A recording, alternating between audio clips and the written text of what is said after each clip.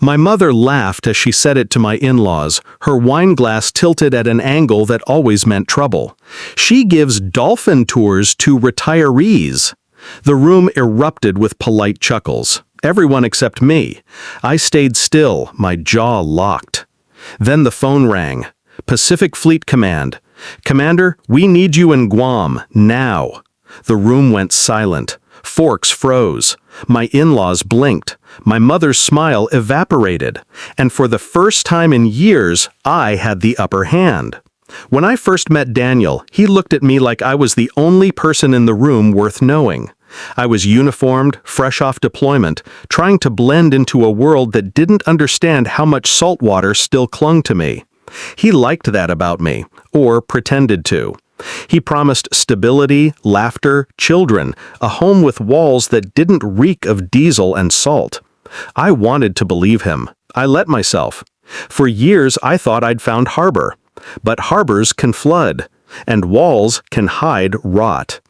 It started small, late nights at the office that didn't add up, a receipt for 2 dinners when he swore he'd eaten alone. Lipstick on a collar, cliché, sloppy, insulting. I didn't confront him. Confrontation gives the enemy time to fortify. Instead, I watched, I studied, the way I would chart a coastline before breaching it. Then came the message. He'd left his phone on the counter. A photo, her hand on his chest, his grin too wide, too free. The caption, "Can't wait until she's gone so we don't have to hide." I stared at it for a long time. My pulse never spiked. My hands never shook. The Navy taught me discipline. It became my armor. That night, while he slept beside me, I mapped my revenge. Emotion was a liability. What I needed was precision. I thought of my mother, of the way she always belittled me in front of others. Dolphin tours. She never respected what I became, what I earned. She saw only weakness in me, as if a woman's uniform was a costume. Daniel had become her echo. He laughed with her at my expense. Together, they reduced me. But I was not reduced. I was calculating. I didn't leave him. I didn't scream. I didn't even cry. I smiled at breakfast. I kissed him goodbye. And I began my campaign. Step 1, financials. I pulled our joint statements, cross-referenced them with his company's expenses.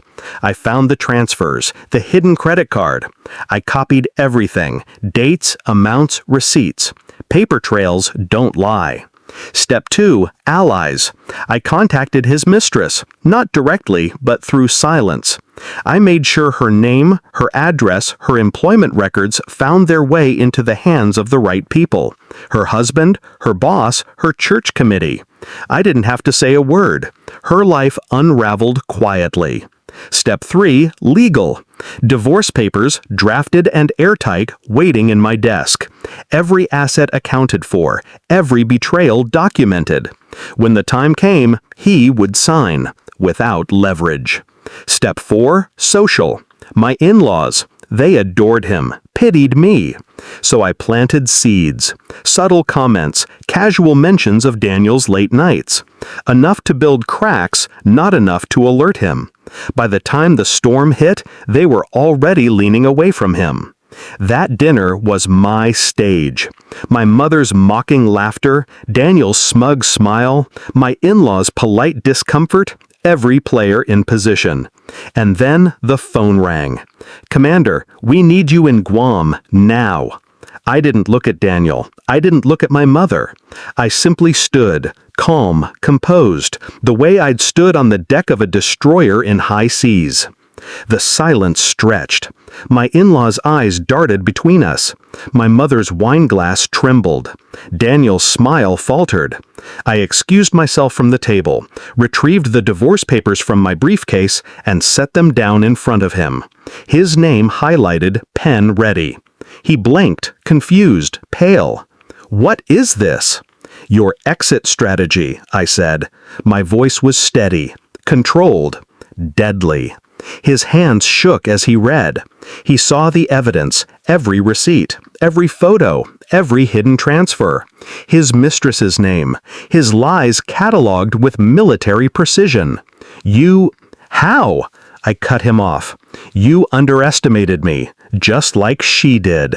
I nodded at my mother, who sat frozen, wine gone flat in her glass. My in-laws said nothing. Their silence was judgment enough. Daniel's face collapsed as he signed. He had no fight left, no ground to stand on. That night, I packed my sea bag. GUAM was waiting. The Navy needed me. As I zipped it shut, I caught my reflection in the mirror. Not broken, not betrayed, whole. My mother's words echoed in my head. She gives Dolphin tours to retirees.